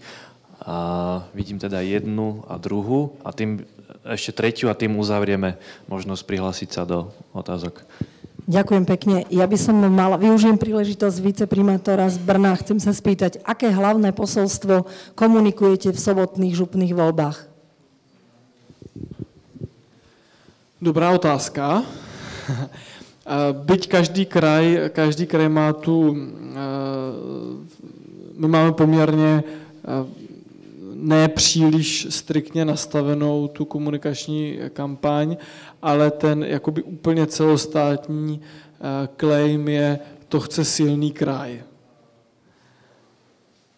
To chce silný kraj a pak ho vysvětlujeme v nějakých co to znamená. Vďaka. Pán Petrík. Ďakujem za slovo. Moja otázka vychádza z názvu tejto konferencii, ako má vyzerať moderná konzervatívna strana. Rakúšania majú Volkspartei, Česi majú ľudová strana, my máme kresťanská strana a chceme konzervatívna strana. Ale to sú formálne stránky. Najjasnejšiu odpoveď dal Peter Hledík v tomto, ale to sú staré známe veci aj u nás, že nezdôrazňovať, kresťanské princípy a túto otázku, ale komunikovať s ľuďmi tak, postaraj sa sám o seba, keď sa nevieš postarať, postará sa vyššia úroveň, obec, kraj a nakoniec štát svojimi zákonmi. To je v poriadku. Kresťansko-demokratické hnutie pred 2 rokmi schvaľovalo základný program na 15 až 20 rokov, kde tieto otázky boli všetky rozpracované tak, ako tu padali, len bohužiaľ vedenie predchádzajúce bolo príliš opatrné v týchto veciach a tie revolučné myšlienky, práve zodpovednosť človeka samého za seba, práve aby rodenie detí nebolo nástroj, ako zbierať peniaze, ale aby ľudia, ktorí v rodine žijú, vychovávajú deti, tí aj pracujú a práve aby neboli zdaňovaní. V tom je ten problém. Kto má veľa detí a nepracuje, nedostal by nič. A tieto myšlienky, ktoré boli veľmi smelé, sa nakoniec do toho programu nedostali. Posledná poznámka. My sme zdôrazňovali, áno, v prieskume verejnej mienky bezpečnosť, rodina a kľúčové slova a my sme vsadili na rodinu. A zase sme to ako z toho príliš kresťanského hľadiska tú rodinu videli, pritom sú rozvedené, osamelé a tak, my sme zdôrazňovali tradičná rodina a tak, čo už dneska neplatí. Bohužiaľ, z hľadiska katolíckej nauky je to správne, ale z hľadiska profánnej spoločnosti to nezaberalo. A tým pádom samozrejme sme teda mali hlasy od 10,5 alebo k 4,96. A teda sme von a musíme hľadať riešenia. Takže, ale naši predstavitelia, ktorí sa pred voľbami vždycky v televízii objavili, tak boli veľmi šikovne liberálnymi novinármi zatlačení do kúta, zakazovať potraty, rozvody a čo všetko takéto. A my sme neriešili problémy chlebové, bezpečnosti, my sme riešili len o to, ako zachovať morálku.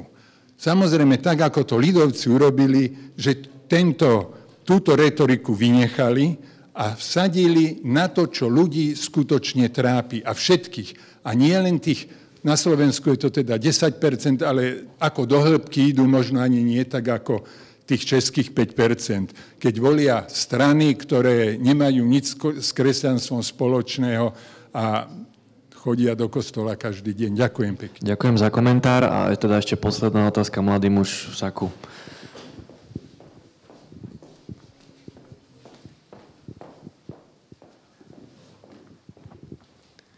Ďakujem veľmi pekne, moje meno je Peter Šulek. A mňa zaujíma práve tá otázka politického marketingu, na ktorú poukázal aj Martin Lutherán.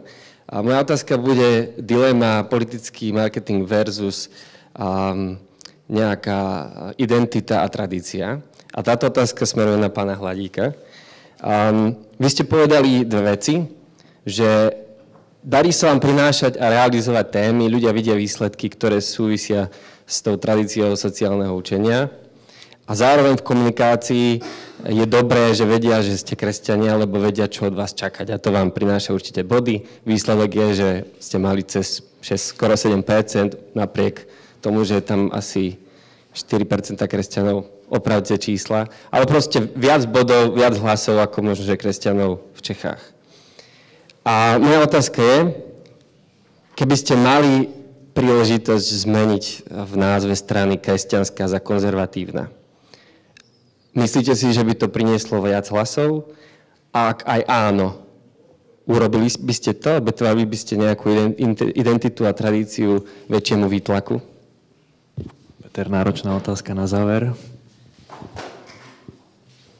Já jenom, co se těch procent týče, to bylo správně, jenom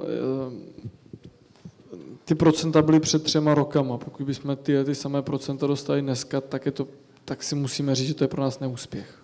Jo? A k té vaší otázce. Já to vezmu možná ještě trošku ze široka. Politická scéna, myslím si úplně všude v Evropě, myslím, že v Rakousku, v Německu je to stejné, je čím dál tím více postavená, tady ministr rakouské vlády to ukazuje jako krásně, je velmi postavená na konkrétních lidech, na konkrétních personách, na uvěřitelnosti, na autenticitě. A to je pro nás ta největší výzva, aby my jsme jako křesťansko-demokratické strany měli dostatek lídrů, dostatek lidí, aby jsme se, což se v politických stranách stává poměrně běžně, příliš neokopávali, ale vzájemně se podporovali. Aby ten princip, který jsme nesli do té politiky a do toho konkurenčního boje, tak byl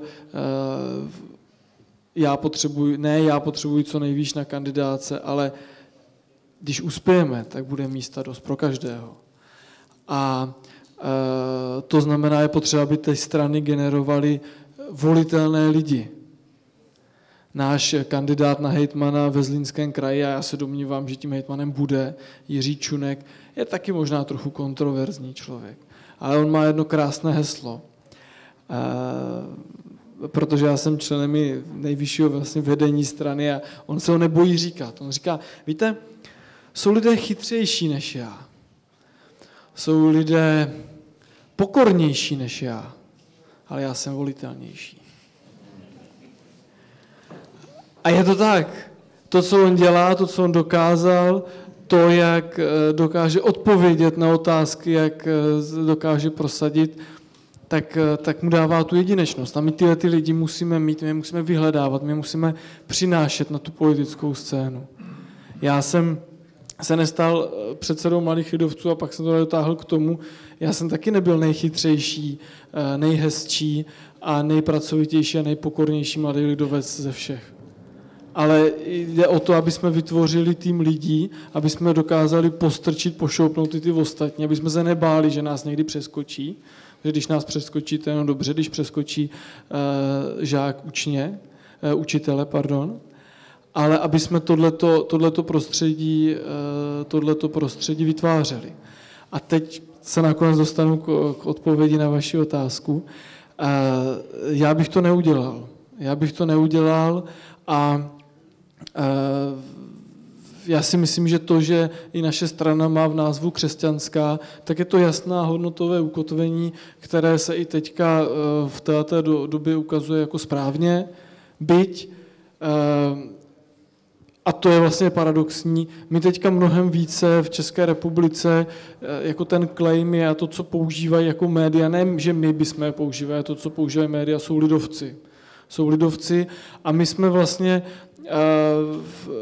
když se řekne, jako já za poslední ty 3-4 roky, jako to, co já vnímám jako nejvíc, ale možná jsem v bublině, jako omlouvám se, jo, já nevím, ale snažím se nebýt, tak je, že zmizela jakási pachuť, kdy vlastně jsem vnímal dřív u KDU-ČSL takovou jakoby velkou pachuť mnohých lidí, jako jo, to jsou lidovci, křesťani, černoprdelníci, Lux byl had na 3, jo, a tahleta pachuť tam prostě není, jo.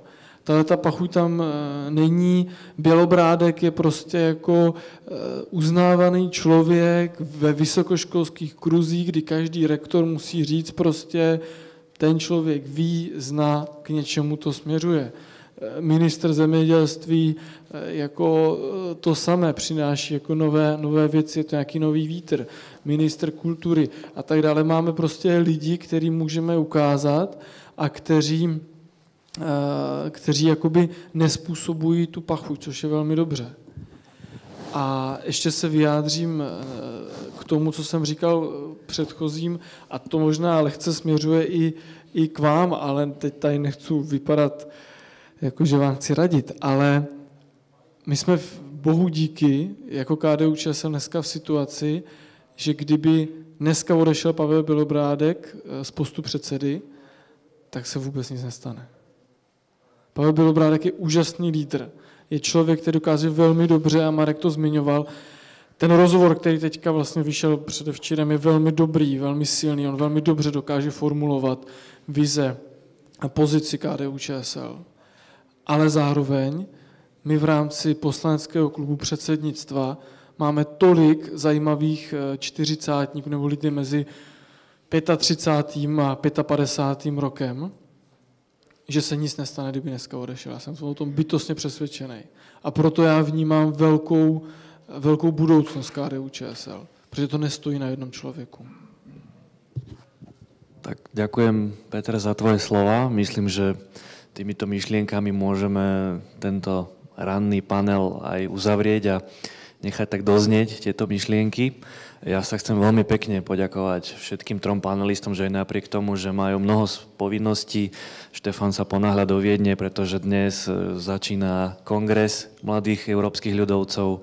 Aj dve KDMSačky cestujú večer, takže môžete sa stretnúť, porozprávať. Peter, zajtra voľby, takže takisto prajeme veľa šťastia a úspechov, aby teda opäť ten výsledok bol čoraz lepší. A Martin, tebe tiež držíme palce, aby tá zodpovedná úloha vzdelávať a formovať tých mladých ľudí k tej spoločenskej zodpovednosti sa darila. Ešte raz, páni, veľmi pekne vám ďakujem a pozývam vás, a to, samozrejme môžeme im zatlieskať.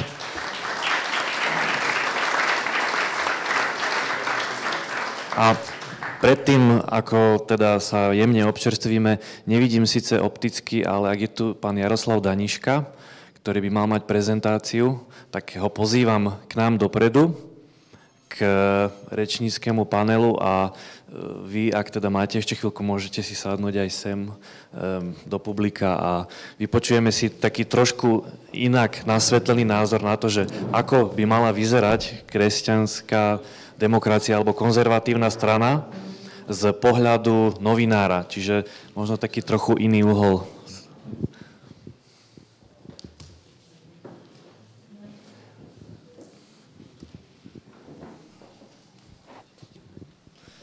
Dobrý deň, príjemné predpoludne.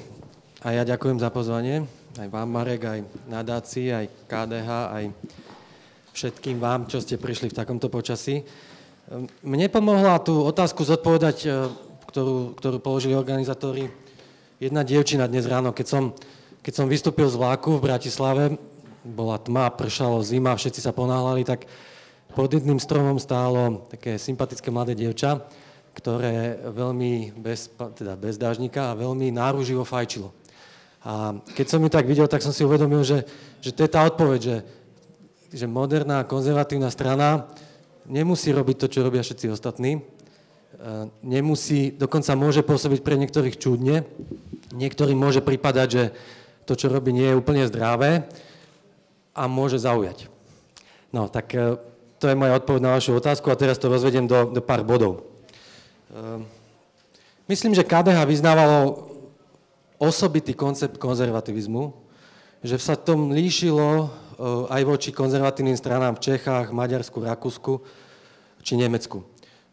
O anglosaskom svete ani nehovoriac. Na túto svoju tradíciu, na túto svoju výnimočnosť bola strana Jana Čarnogórského vždy hrdá. Hoci vo voľbách dlhodobo získavala 8%, za Čarnogórského to bývalo viac, ale potom to bývalo 8%, krajinu dokázala meniť výraznejšie ako strany, ktoré mali porovnateľný zisk a často významnejšie ako niektoré strany, ktoré vedeli získať viac hlasov vo voľbách. Média nemali túto stranu nikdy v láske, zosmiešňovali jej voličov, hovorili o nich v takých tých kategóriách, ktorým všetci mali pochopiť, že sú to nevzdelaní, bigotní ľudia. Zosmiešňovali jej program. Nevedeli oceniť ani to, keď tá strana mala v parlamente najväčší podiel žien, alebo svoju tolerantnú stranu ukazovala tým, že v tej strane bolo najviac Židov.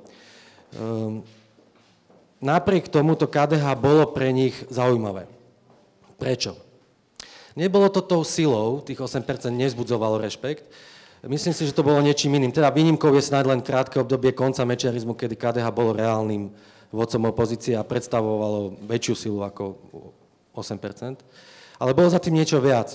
Bola to sila jeho etosu, sila takého vnútorného presvedčenia o istej misii. Bola to autenticita.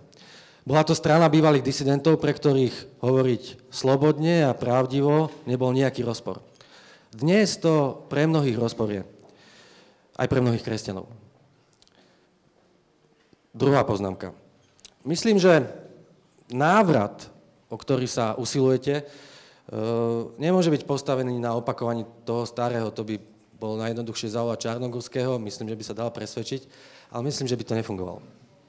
Napriek tomu niektoré princípy ignorovať nemožno. Myslím, že moderná konzervatívna strana by mala byť tradičná.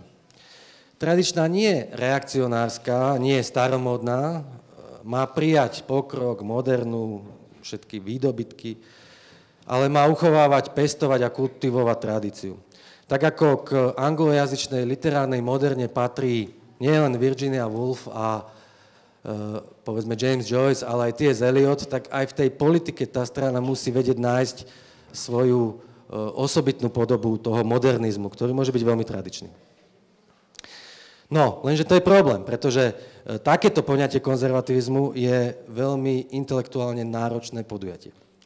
Vysvetliť mediálnemu mainstreamu a neraz aj spoločenskej väčšine, prečo je spochybnenie definície rodiny také nebezpečné, prečo sa to podobá na niekdajšie spochybnenie vlastníckeho práva, národnej či náboženskej identity, je ťažké. Ešte ťažšie je, keď si uvedomíte, že to nemôžete robiť náboženským jazykom, že to nevysvetlíte tým, že poviete, že to tak je napísané v katechizme, alebo že to vyplýva z Biblie, že to musíte povedať rozumným argumentom. Ale dá sa to a je to česť. Presne o to sa musia moderní konzervatívci snažiť.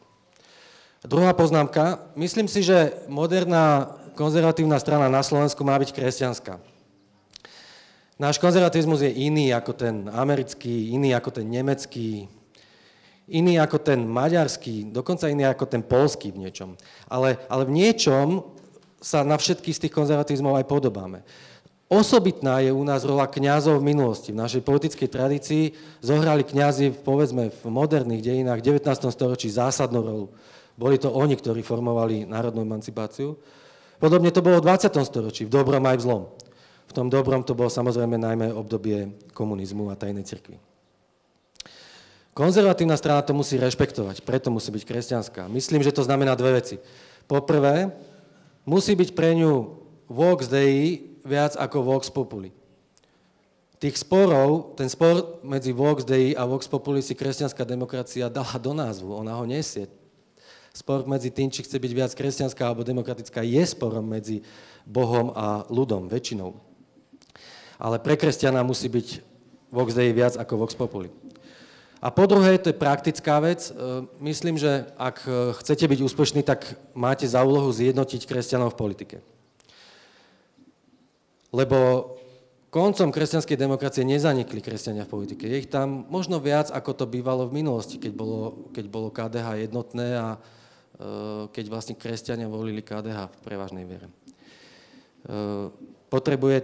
Na to, aby sa to podarilo, také zjednotenie kresťanov, treba rešpekt, treba autoritu, treba integritu. Hovoriť o takých banálnych veciach ako nekorupčnosti, kultivovanosti, slušnosti a zdáni netreba. A treba byť schopný určiť témy, za ktorými môžete zjednocovať. To, čo z toho KDH dnes má a čo nemá, to ponechám na vašu vnútrostranickú diskusiu. Teraz poviem len to, že ak budú angažovaní kňazi po krajine hovoriť, že kresťania nemajú voliť KDH, ako to bolo v minulosti, už sa to dialo niekoľko rokov a mali na to dobrý dôvod.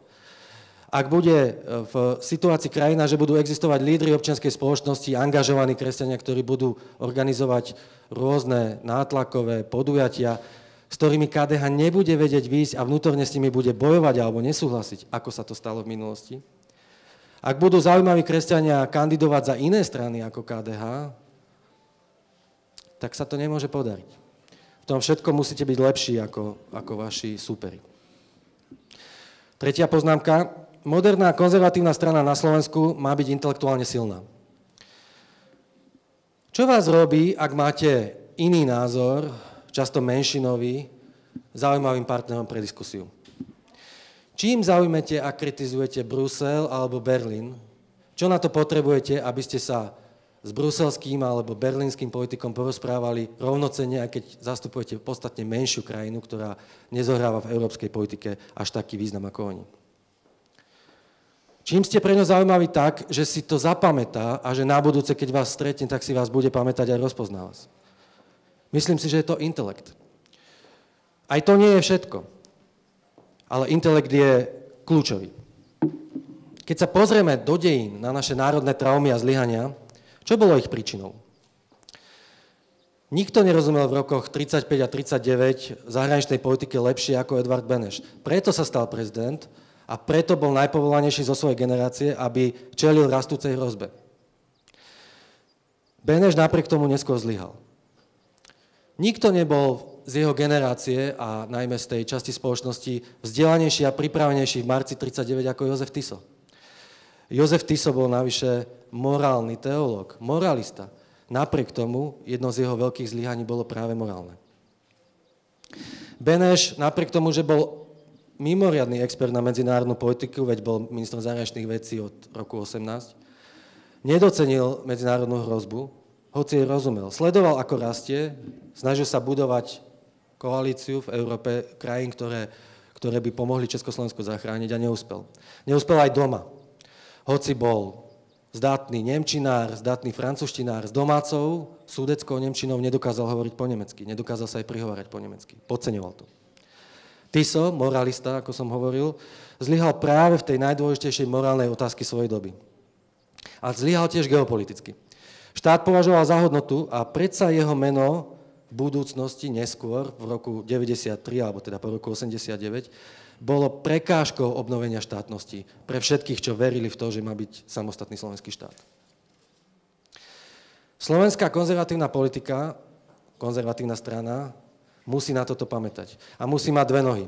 Jednou vyznávať tradíciu slovenskej politiky s celou jej minulosťou, byť jej pokračovaním, a druhou byť otvorená svetu, rozumieť mu, predvídať hrozby, ktoré rastú, ktoré sa objavujú a byť na ne pripravená reagovať.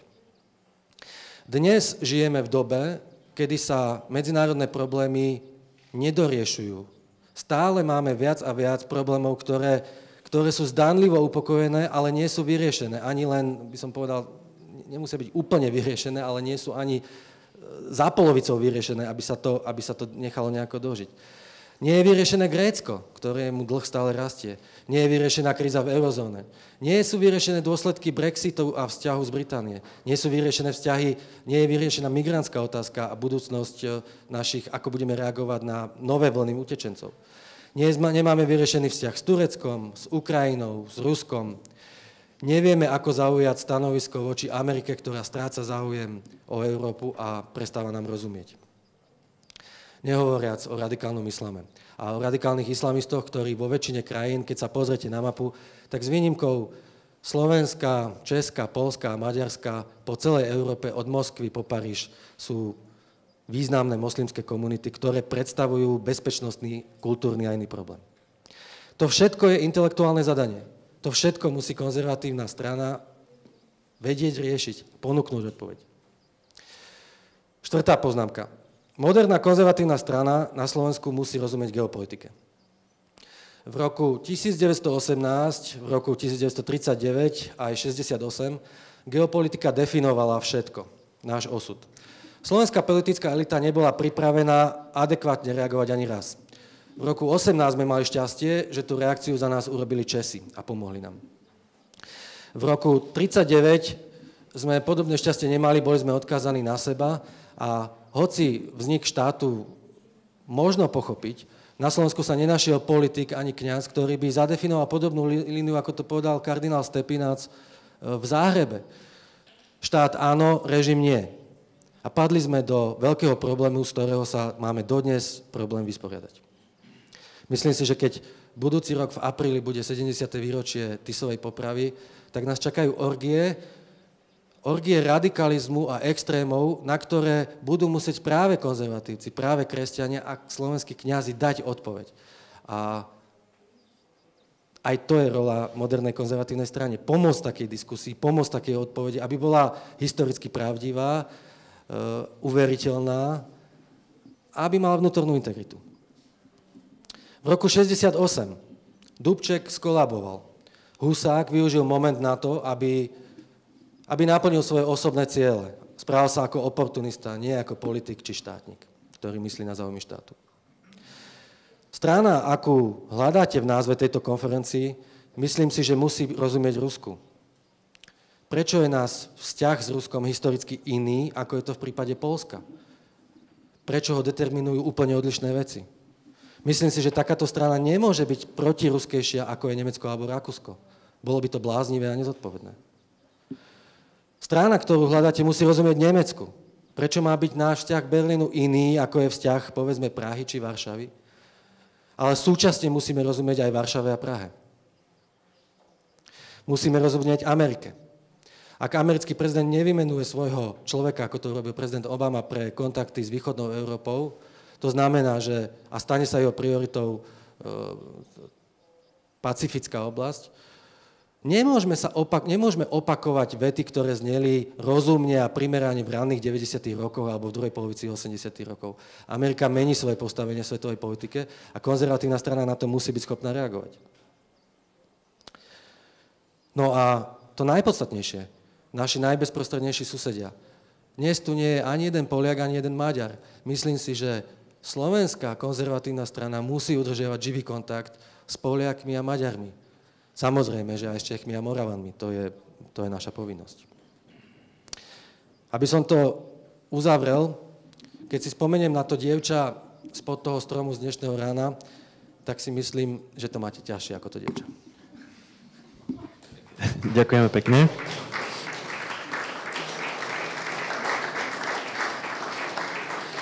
Myslím, že to bol veľmi bohatý a komplexný prehľad, aj historicky, politický a politologický. Veľmi pekne vám za neho ďakujeme.